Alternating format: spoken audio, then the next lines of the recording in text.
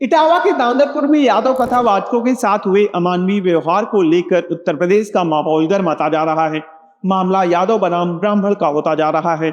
जिस तरीके से गगन यादव के आह्वान पर दांदरपुर में यादव समाज के लोगों ने उत्पात मचाया और उसके बाद जिस तरीके से पुलिस ने कार्रवाई करते हुए करीब 1.5 दर्जन से ज्यादा लोगों को गिरफ्तार किया, मामला और गर्मा गया है।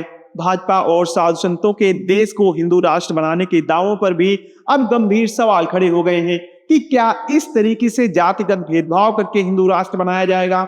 इन सब के बीच अब देश के कुछ बड़े कथावाचक यादव कथावाचकों के साथ खड़े होते नजर आ रहे हैं। इनमें जो नाम निकलकर सामने आ रहे हैं उनमें बागेश्वर धाम के धीरेन्द्र शास्त्री, कथावाचक देवकीनंदन ठाकुर और कवि कुमार विश्वास का नाम प्रमुख है। इन तीनों ने यादव कथावाचकों के समर्थन में क्या कुछ कहा है और उसके क्या मायने हैं, इन सभी पर विस्तार से बात करेंगे। नमस्कार, मैं हूं मोहित त्रिपाठी और आप देख रहे हैं UP city live. Uttar Pradesh के इटावा में यादव कथावाचकों के साथ जिस तरीके की विभत्स घटना हुई उस पर लोगों के रिएक्शन सामने आ रहे हैं।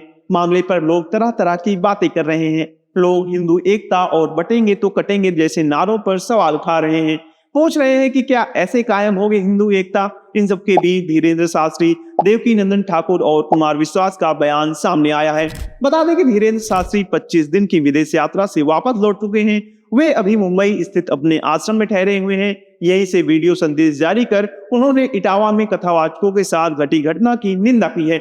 दुख जताते हुए उन्होंने कहा है कि हमारे विदेश रहते हुए भारत में कई घटनाएं हुई, लेकिन इटावा की घटना बेहद विचित्र थी। भगवान का नाम जपने का हक सबको है। हमें जातिवाद से ऊपर उठकर हिंदू राष्ट्र बनाना होगा। धीरेन्द्र शास्त्री ने कहा कि वेद व्यास, महर्षि वाल्मीकि, मीरा, सूरदास, कबीरदास, रैदास सभी ने भगवान के नाम की चर्चा की। इनकी ना जात पूछी गई और ना पता पूछा गया। इनकी वाणी ही इनकी पहचान बनी, भगवान का नाम ही इनकी पहचान बनी। कौवा कर्कश बोलता है, लेकिन रामचरितमानस में काकभुसुंडी महाराज की महिमा है। इसलिए जाति न पूछो, साधु की पूछ लीजिए ज्ञान। बागेश्वर बाबा ने आगे कहा कि भगवान की कथा और सनातन का विचार किसी जाति विशेष का नहीं है। भगवान की चर्चा करने और भगवान की कथा कहने का अधिकार सबको है। इसमें कोई दोषी नहीं है, ना ही कोई हस्तक्षेप है।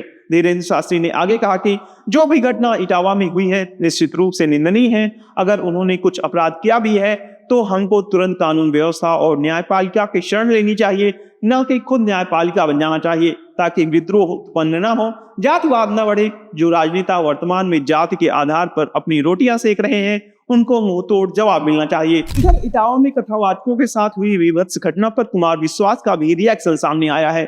कुमार विश्वास एनडीटीवी के एक कार्यक्रम में शिरकत करने पहुंचे थे, जहां उनसे पूछा गया कि क्या यादव समाज का व्यक्ति कथावाचक नहीं हो सकता है। इस पर कुमार विश्वास ने कहा कि पहली बात तो ये कि वो यदुवंशी भाई भागवत कथा में किसकी कहानी सुना रहा है। यदुकुल गौरव सुना रहा है। यदुकुल की अतिथि के प्रति जिनकी वर्ण है कृष्ण है, उन कृष्ण की कथा सुना रहा है। वो किताब किसने लिखी है? वो एक धीवर जात के व्यक्ति ने लिखी है। ब्राह्मणों की सारी कर्मकांड पद्धतियां जिन 2 किताबों पर हैं वो किन की लिखी हुई हैं? एक महर्षि वाल्मीकि और दूसरे वेद व्यास। दोनों ब्राह्मण नहीं है, दोनों क्षत्रिय नहीं है, दोनों वैश्य नहीं है। हम सब का काम चल रहा है। मैं भी जा रहा हूँ बोलने के लिए, तो किसको सुना रहा हूँ? उन्हीं को सुना रहा हूँ ना। तो देखिए, उसके पास आधार कार्ड अलग था, ये था, वो था। ये थाने का विषय है भाई, थाने कचहरी में जाइएगा आप। लेकिन किसी को आप इस बात से वंचित करें कि वो यादव है, तो इसका मतलब है कि आपको धर्म का पता नहीं है। मैं वैसे भी प्रार्थना करता हूँ कि व्यासपीठ की गरिमा खंडित ना करे। धीरेन्द्र कृष्ण शास्त्री और कुमार विश्वास ने कड़े शब्दों में इसकी आलोचना की। वहीं इसके बाद देवकीनंदन ठाकुर का भी रिएक्शन सामने आया है। देवकीनंदन ठाकुर ने कहा है कि किसी के साथ भी दुर्व्यवहार करना गलत है। हम खुद प्रचार करते हैं कि कलावा पहनो, चोटी रखो और तिलक लगाओ। किसी भी सनातनी की चोटी काटना, उसका अपमान करना अत्यंत निंदनीय कृत्य है और ये धार्मिक भावनाओं को ठेस पहुंचाने वाला है। वहां जो भी घटनाएं हुई है उसके लिए कानून है, प्रशासन है। प्रशासन अपना काम करे और जिसकी गलती है उसे सजा दे, लेकिन नेता जातिवाद न फैलाएं। सनातन में, पुराणों में जितने भी अवतार हुए वे धर्म की स्थापना के लिए हुए। धर्म की स्थापना करना ही हम सबका दायित्व है। हम इस देश में धर्म की स्थापना करें, ना कि धर्म का खंडन करें। हम सबको एक साथ रहकर धर्म का सम्मान करना चाहिए, धर्म को बढ़ाना चाहिए और देश को बचाना चाहिए। ये हमारा कर्तव्य होना चाहिए। बता दें कि इन कथावाचकों की अच्छी खासी फैन फॉलोइंग है। साथ ही साथ इनके आलोचकों की संख्या भी कम नहीं है। लेकिन जब से यादव कथावाचक वाले मामले पर इन तीनों का स्टैंड सामने आया है, लोग इनसे न सिर्फ सहमति जता रहे हैं बल्कि तारीफ भी करते दिख रहे हैं। इन तीनों कथावाचकों के स्टैंड पर आपकी राय क्या है, हमें कमेंट सेक्शन में जरूर बताएं। अगर वीडियो पसंद आई हो तो वीडियो को लाइक करें, शेयर करें, साथ ही यूपी सिटी लाइव को सब्सक्राइब करना ना भूलें। मिलते हैं किसी नई रिपोर्ट के साथ, तब तक के लिए नमस्कार।